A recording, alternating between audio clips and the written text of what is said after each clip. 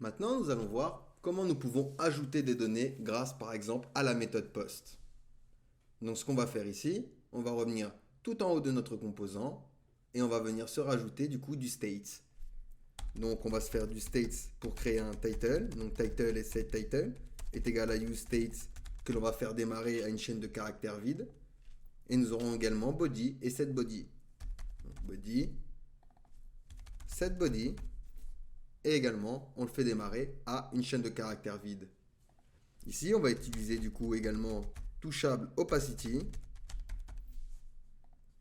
Et on va pouvoir du coup venir juste en bas se créer une fonction à la suite du coup de nos fonctions. Ici, nous allons donc créer une fonction pour soumettre la méthode post. Donc pour ça, je vais créer une variable que je vais appeler handle submit. Donc on va utiliser une fonction asynchrone. Donc je vais utiliser un async. Et ici on va venir du coup faire un try. On va faire donc const response est égal à await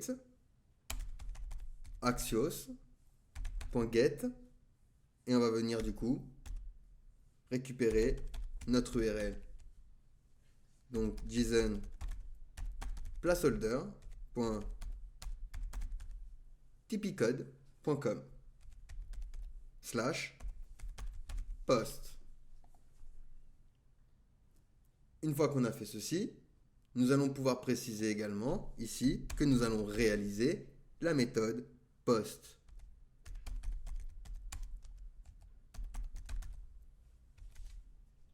Ensuite, nous allons placer un header. On va dire ici, dans le header, content type, et on va préciser que ce sera du JSON.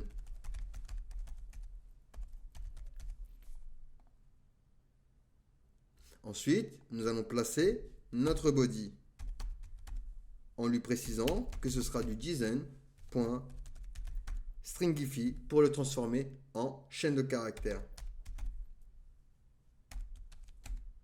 Donc on aura title, body et un user ID. Donc nous simulons un utilisateur fictif ici, avec user ID. Une fois qu'on a fait ceci, on peut vérifier donc si la réponse est OK. Donc ici, on va lui dire if. Si j'ai le contraire de response.OK, alors dans ce cas-là, tu vas venir me return un true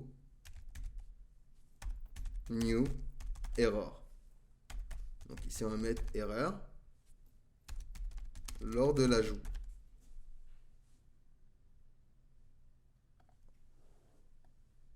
Nous pouvons ensuite nous créer une variable pour les nouvelles datas.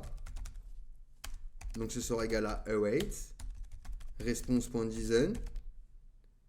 Puis nous venons transformer nos states avec setPost. On utilise le spread operator dans un tableau pour récupérer les anciens postes plus le nouveau poste.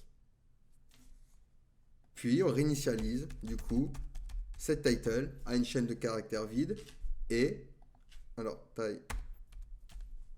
title et du coup setBody une fois qu'on l'a soumis.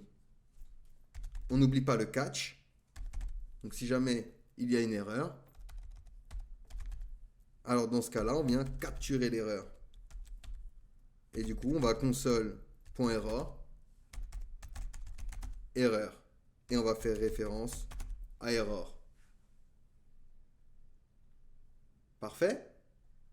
Eh bien, il ne nous manque plus qu'à créer ce fameux formulaire. Donc pour ça, on va venir chercher TextInput.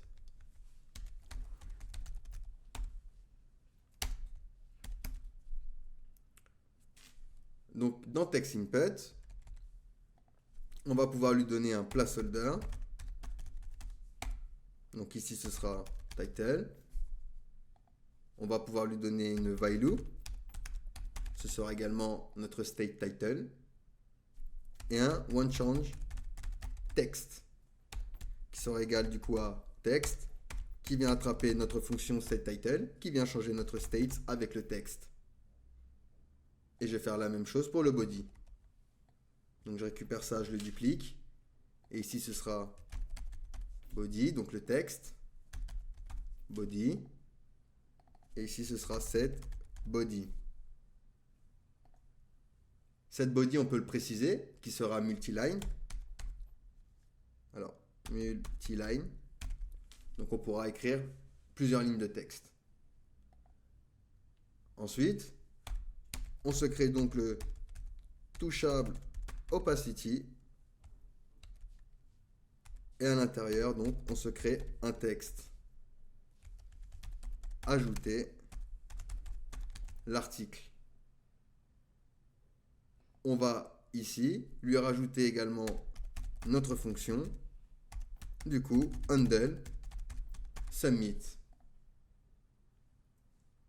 Nickel. On aurait pu également les styliser.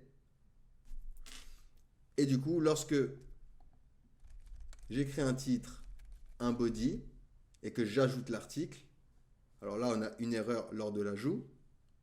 Donc parfait, pourquoi pas. C'est un bon scénario du coup pour voir et débugger. Donc on va vérifier. Alors, erreur lors de l'ajout. Donc ça vient de notre réponse. Donc on vérifie. On fait une async function. Alors on va plus utiliser la méthode fetch. Donc maintenant je rajoute du texte, du body. J'ajoute l'article. Et ici j'ai bien rajouté mon article. Donc voilà comment on peut faire une méthode post avec React Native. N'hésitez pas à me poser des questions si vous en avez, sinon on va pouvoir passer à la suite.